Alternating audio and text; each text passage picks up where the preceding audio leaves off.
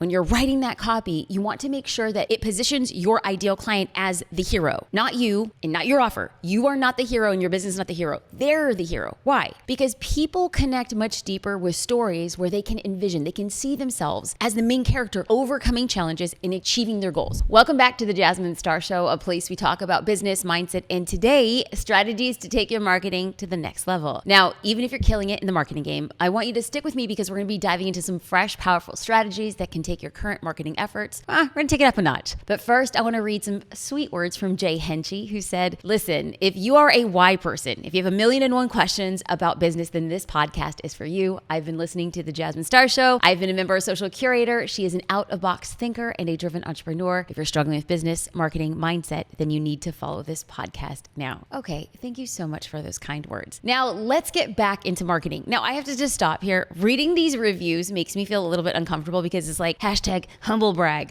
But really, I want you guys to know I read these reviews. They make a big difference in how we produce and the guests we're able to land. So thank you. In this episode, we're going to learn 4 strategies that make up great marketing and a framework to apply them to your business. Make sure you stay until the end because I have just one marketing action step that you can do today that is really going to move your efforts forward. Now, the first strategy is to lean into possibility marketing. This means showing your ideal client what's possible for them instead of relying on fear-based tactics.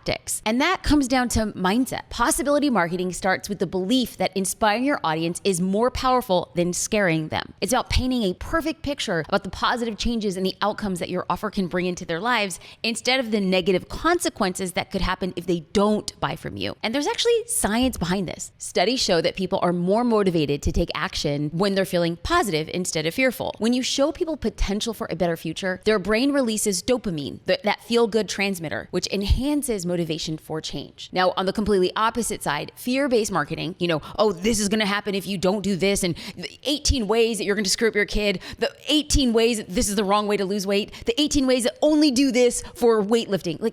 Okay, that is fear-based and that drives stress, which might lead to short-term actions, but not necessarily long-term loyalty. If you've been a listener for the show for a while, you will know that I've opened up pretty openly about my weight. I've struggled with my weight. I grew up obese. I lost weight in high school, but by my senior year, I had gained a lot of weight. And then I went to college and then I added that dreaded freshman 15, which if you don't know, most freshmen will gain weight. They call it the freshman 15. I was one of those freshmen who gained about 15 pounds. At this point in my life, I didn't know how to eat best. I didn't know how to work out and I felt embarrassed. So I started researching how to lose weight and then I went on a yo-yo diet all through my 20s. I did fad diets, crash diets, diet pills, lemon and cayenne allspice water for a week-long cleanse. Let me just tell you, do not do a cayenne lemon week-long it's bad news. Now, I was doing all of this based on what I was reading and learning from social media and the internet. I'd follow people who would terrify me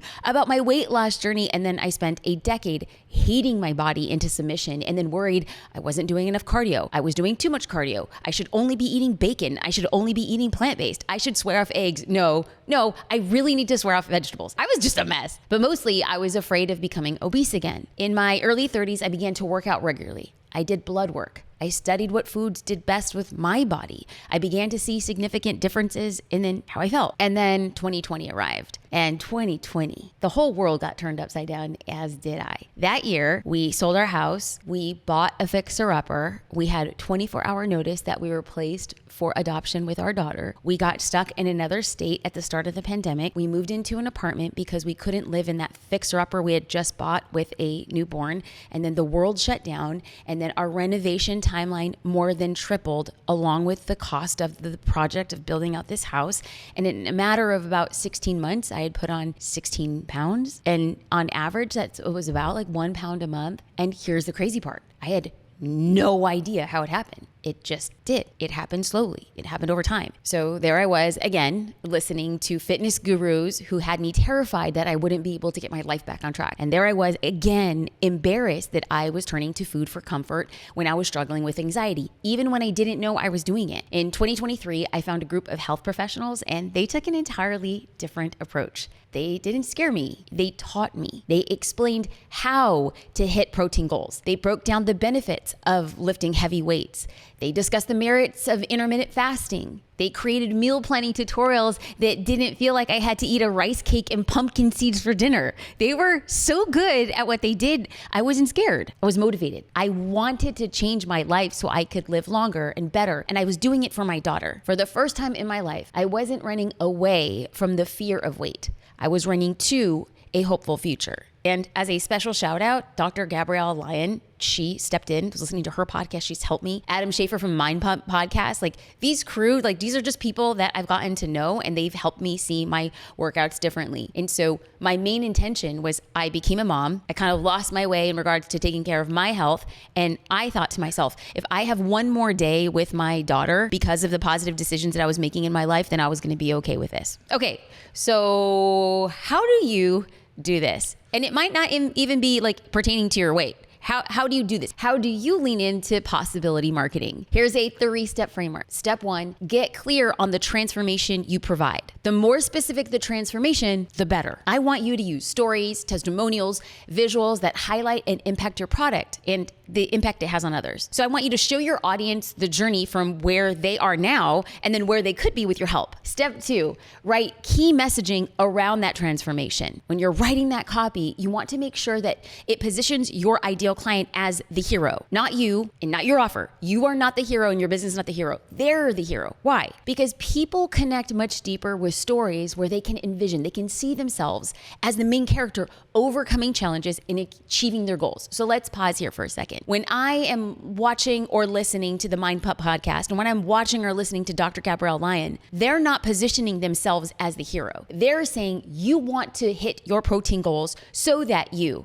So they turned the messaging from they're great, they're the gurus, their way is the best way into this is about you. And so I started realizing that possibility marketing was the thing that was reprogramming the way that I was thinking about my particular journey. And then as subsequently, I bought things based on their recommendations because I believed that they were not the hero, they were the coach. They were the guide on the journey. And I realized that I'm just one of many people who go through the same thing. So when other people are seeing this, not only do they connect with it, but then they replay that narrative over and over in their minds until they make a decision to take action. That's what you get when they're the hero. And you want to make sure that your copy reflects that key messaging in everything. Your website, when your team posts on social, direct message replies, your email marketing. Every interaction should reinforce the idea that your client is the hero of their own story and your product or service is the tool that helps them achieve their desired transformation, and you are the guide. Step 3, I want you to audit your social media and your website through the lens of your ideal client, not through your business lens,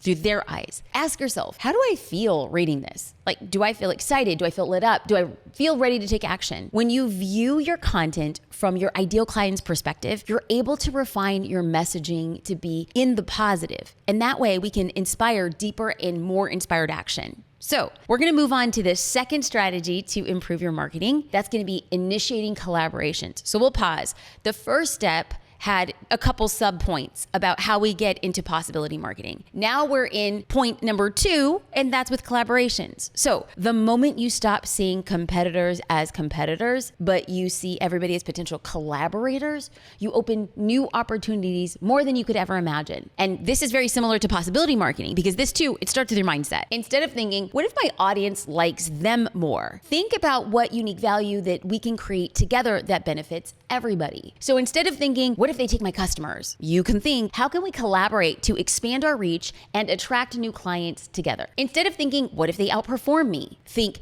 how can we learn from each other and elevate both of our businesses and serve our clients better? So I'm going to pause here for a second because I'm going to share a personal story about how I reached out to a peer and pitched a potential collaboration. But I am a consumer, just like you are a consumer. We find and buy things off the internet and we take recommendations. And so oftentimes when I go to a speaking event, I will try to find a makeup artist that's local to the area. Well, recently I booked an event in Palm Springs and I was looking for a makeup artist and I reached out to somebody who I really liked their work. I really like what they did. And she responded and said, I'm so sorry, I'm not available. Now, normally I would assume that she would just give a recommendation, but she didn't, no problem. And so I said, but do you by any chance have any recommendations? Now I have receipts She saw the text message because it said seen, and I didn't get a response. No problem. We all get busy. And I was like, I'll follow up in a week. Well, the next week I followed up and I'm like, hey, I hate to bother. Do you by any chance have a recommendation of somebody who is in Palm Springs? And I didn't hear anything. And I have to tell you that as a consumer, being ghosted feels one way, but being a consumer who was ghosted and then not given a direct answer, because she could have easily said, no, I'm so sorry, I don't have recommendations. Or she could have thought of somebody else in Palm Springs who she could have helped build their business with. Now remember, you give business and you get business. I have grown my business so much by way of collaborations. I recently reached out to a peer and I pitched them on a collaboration. Now, I want to be very clear. I knew it was a stretch. Okay, I knew. I was like, I'm going to hope against hope, but I just had to throw it out there. So I've had incredible collaborations. I've collaborated with Inc. magazine. I've collaborated with major educational platforms. I've collaborated with organizations for deal flow optimization. I have a lot of experience and I love it, but it's not always a yes. And as much as we want that yes to come, sometimes it's just not a right fit for both parties. So let's go back to last month. I pitched a good friend and a peer to pull our forces together, and I wanted to make a singular offer. Now, I listed all the reasons why. I explained the benefits, and then I optimized it for opportunity costs. Okay, like I was in there. Like I was like, this makes sense. I think it's amazing. I knew it was a long shot, but I promised myself to be unattached to the outcome. And guess what? This person loved the idea. But they said, you know what? The timing just doesn't work. And they want to revisit this idea in 2025. So it's not quite a no, but it's not a yes either. And so was I bummed? Yeah, a little bit.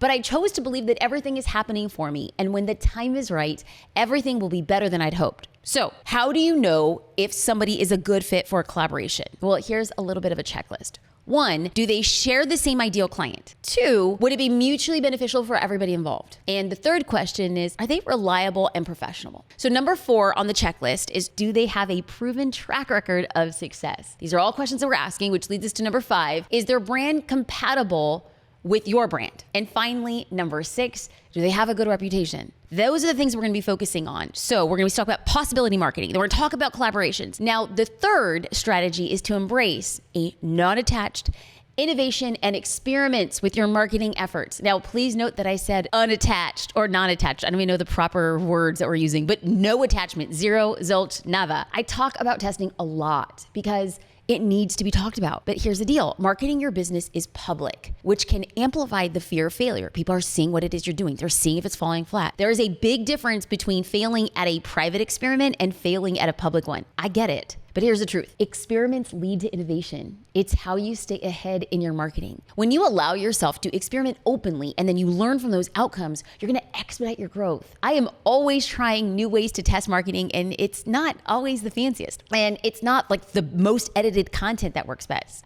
In fact, I'm going to be real. More often than not, the marketing that does best is simple, scrappy, and it's filmed on my iPhone. But I couldn't say this with confidence if I hadn't tested and failed with a ton of marketing experiments. Every successful business out there has had a share of experiments that haven't been all that great. And though these trials exist, it's through them that you really uncover what resonates with your audience. And then you refine those strategies for the better. In fact, I read a great example about how Netflix, you know how like what you see is like the binge-worthy recommendations? That started off as an experiment. It started off as a challenge to encourage users to spend more time on the platform by discovering shows they love. And then hopefully they recommend. So Netflix personalized its recommendation algorithm, not only to suggest shows that users might like, but also to recommend shows that would keep them watching for extended periods of time. Now, the results were impressive. They refined the recommendation system, and that led to increased engagement and viewership and time on the platform. So this experiment became a feature that they still use, well, at least at the time of this recording, Netflix is still using this, and it goes to show how embracing experimentation can lead to increased LTV, referrals, and overall business success. And the fourth and final strategy. Oh, can you believe we're here? We're here. We're bringing out the goods, y'all. We're talking about how we're going to up-level our strategy. And I'm going to go with number 4, and it's not going to be popular. I know it's not. And that's to focus on long-term marketing. I know it's tempting to think of short-term revenue. And if you need to do that right now in your business, then you do you. But remember, marketing is the long game. And long game marketing is to build sustainable growth and lasting relationships with your audience. So we're going to pause here. I didn't think I was going to bring up this example because I don't like to talk about things publicly until they've been finalized. But the podcast, videos of the podcast, audio of the podcast, it really is about documenting the journey. And so I'm at a point in a relationship where I have been given a really great opportunity to partner with a company. And they came to me and we were talking about equity. We were talking about multiple ways that I might be able to get involved. And one of the ways that they had said was, oh, we do have an opportunity to have you lead an affiliate program. And I said, oh, we could stop the conversation right there. I am not right now in my state, my business, in the game of doing affiliates. Nothing about them. It's just not a fit for me. I said, if I am going to be talking about a partnership with your company, I'm going to be thinking about something long-term. And I only do long-term brand building and long-term marketing. If we are going to partner, then I would have an expectation that you wouldn't see any movement in the marketing.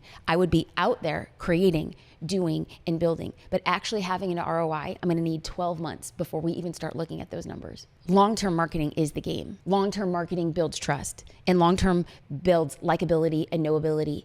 And I believe that the way that you play the long game is to choose to say, I'm going to forego these short-term successes because what I'm going to build in the future is better than what I can get today. So how do you do this? You focus on 3 things, and I'm going to call them the 3 C's: community, consistency, and credibility. But these probably are not going to work the way that you think. So I'm going to explain. Okay, so let's start with community building. People want to belong to something bigger than themselves. And building community around your business is not just about getting followers. Like, not at all. It's not like I have a lot of people in my community. No, it's about creating a space where people you serve, like they feel valued and heard and connected. And these people may never spend $1 with you. And that's okay. The average person knows 600 people personally in real life. So if they're not ready to buy from you, but they have a great experience with you and your brand, they'll most likely reciprocate by referring somebody to you or becoming an evangelist. And maybe you have like 30 evangelists who know 600 people in real life. That's better than any ad campaign. There are a ton of ways that you can build community. There's a ton of ways that you can get people talking about you. And I'm going to link to an episode that I did with Michelle Cordio Grant. It's titled Creating Brand Loyalty, Social Media Virality, and User-Generated Content, because she is an incredible community builder. And she built and scaled her business in 3 years, and she sold it for $105 million. And she's building another business right now. It's pretty incredible. And she's doing everything super scrappy. She built and sold a $105 million business, and she started off with Google Docs as part of her marketing campaign.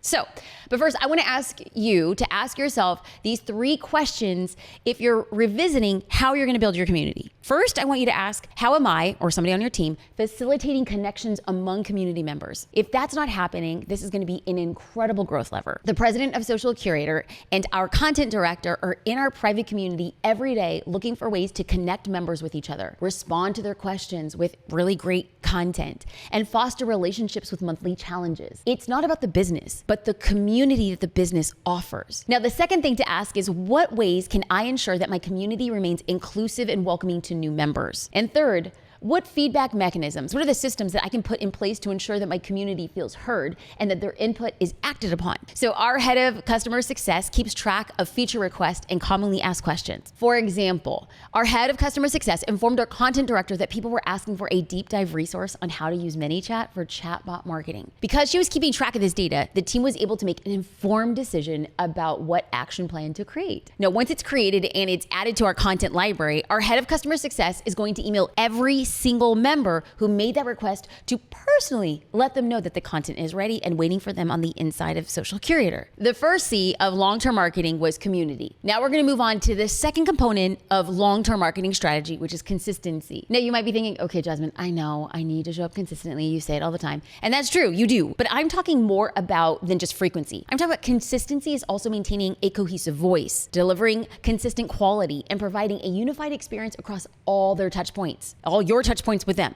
So how do you ensure that this is happening? Well, you create standards, you document those standards, and you enforce those standards. And before you're like, Jasmine, my team already has been doing things a certain way, and I don't want to add any more rules. I don't want to add more complexity. I want to assure you that team members want and they like standards. Hold everybody to that standard so that your long-term marketing is effective across the board. In the beginning, I mean, maybe you'll get pushback, maybe, but these standards make everybody's life easier and it makes your business stronger. So how do you do this? You define and document clear guidelines for your brand specific voice, product, service quality, content formatting, everything. Everyone on your team is going to be aligned, and then they know how to represent your brand consistently. From the customer service to copywriting, it should all feel and sound the same. And by this, I mean, you shouldn't be able to tell who on the team wrote it because it's so consistent across the board. Every piece of content, every interaction, every touch point should reinforce your brand identity. And these efforts are gonna go a long way because consistency builds recognition, and recognition builds loyalty, and loyalty builds trust. And this sets up for a long-term component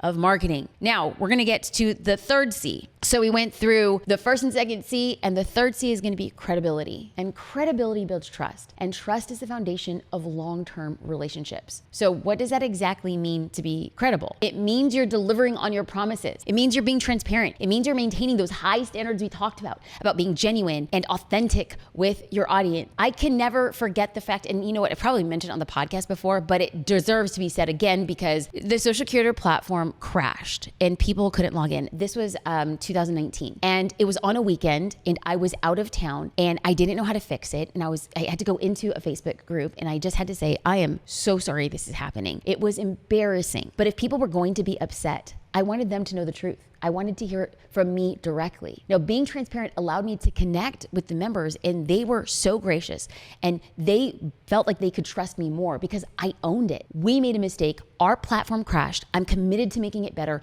I don't know when it's gonna happen, but please know it is my number one priority. That is not easy to say, but by saying it, people say, okay, I see 100% of you and I see 100% of this. Then they're fully empowered to make a decision. And oftentimes they trust you a little bit more for that. So one of the best ways to build credibility in your business, and I know I have talked about this on podcasts before, is over-deliver. When someone over-delivers on a promise, it becomes an unforgettable experience. So how do you do this in marketing? Okay, let's chat.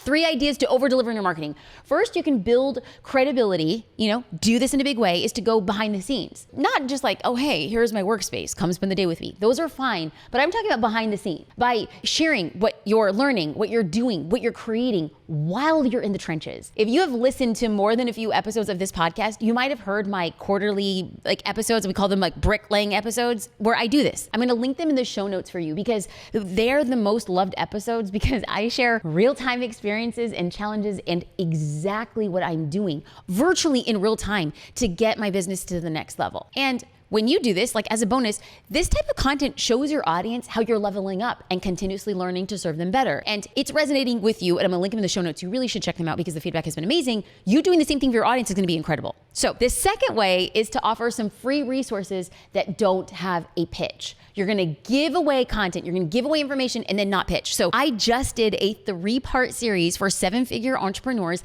and I didn't pitch at the end of the 3 classes. Why? I'm playing the long game. I'm list building. I am in a season of give. In fact, I had people asking how to work with me during these live classes, and then I just sent them to a wait list. I'm not here to pitch. So now the third way to build credibility is to visually show proof of the promise. Now, of course, if you have a business that gives a visual transformation, okay, a weight loss coach, amazing. But in case you don't have that, we can get really creative. So let's say you're a finance coach. Numbers are great, but can you turn your data into infographics or charts? Studies show they perform really well. Or even better, can you show lifestyle pictures of before and after? What does it mean to have your money change? So reading something is one thing, but seeing it will take your social proof up a different notch. A different notch, up a notch, we're just moving up on up, okay? So before we get into the action step, I'm gonna recap what we've gone over so far. Remember, at the end, I'm gonna share that one thing that's gonna really push your marketing forward. The first strategy was possibility marketing. This focuses on positive transformation that your offer is bringing and not fear-based tactics. The second strategy was to initiate collaborations, and we went over how it's a mindset shift from viewing potential competitors to potential collaborators for business growth. And then strategy number 3 was to embrace experimentation. Why? Because experimenting leads to innovation and it helps you learn what resonates with your audience. And strategy number 4 was to focus on long-term marketing. Now, this is where we talked about the 3 C's, and that was community, consistency, and credibility. Okay, so now my action step for you is to choose one of these 4 strategies and take some kind of action today, even if it's just small, if you're just getting started. I specifically chose strategies that I knew you could take action on immediately, right now, as you're watching or listening to this podcast, because this show is about getting you results. I have to tell you that taking action is the least easy thing that you can do. But I don't want you thinking that if you listen just to one more podcast, or if you watch one more video on YouTube, if you just learn that one more thing, if you just save that extra dollar, if you just get that extra book, that then your business is going to take off. No, no, no. Your business will take off in the direct proportion that you are ready to make an offer and ask for sales. Everything that I create is to facilitate to get you to that point. Every action step in this marketing plan has to get you to the point of making an offer and asking for sales. I want you to do something today. I want you to prove to yourself that you can ask for the sale, and I want you to prove to yourself that your business is worth it. I also want to say thank you for listening to the Jasmine Star Show. What an honor and a stinking privilege to make this for you. If you got one thing from this, I would love to hear from you. You can shoot me a DM on Instagram at Jasmine Star. That way we can hold each other accountable to each of our action steps. Thank you again.